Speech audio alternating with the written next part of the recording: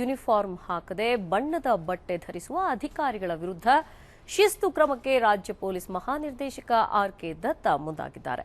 ಕಡ್ಡಾಯವಾಗಿ ಕೆಲಸದ ಸಮಯದಲ್ಲಿ ಯೂನಿಫಾರ್ಮ್ ಧರಿಸುವಂತೆ ಪೊಲೀಸರಿಗೆ ಆರ್.ಕೆ. ದತ್ತ ಸೂಚನೆ ನೀಡಿದ್ದಾರೆ. ಈ ಕುರಿತಾಗಿ ಸುತ್ತೋಲೆಯನ್ನು ಕೂಡ ಹೊರಡಿಸಿದ್ದಾರೆ. ಇನ್ನು ಸಿಬ್ಬಂದಿ ಸಮವಸ್ತ್ರ ಧರಿಸದಿದ್ದರೆ ಹಿರಿಯ ಅಧಿಕಾರಿಗಳೇ ಇದಕ್ಕೆ ನೇರ ಹೊಣೆ ಅಂತ ಎಚ್ಚರಿಕೆಯನ್ನು ನೀಡಿದ್ದಾರೆ.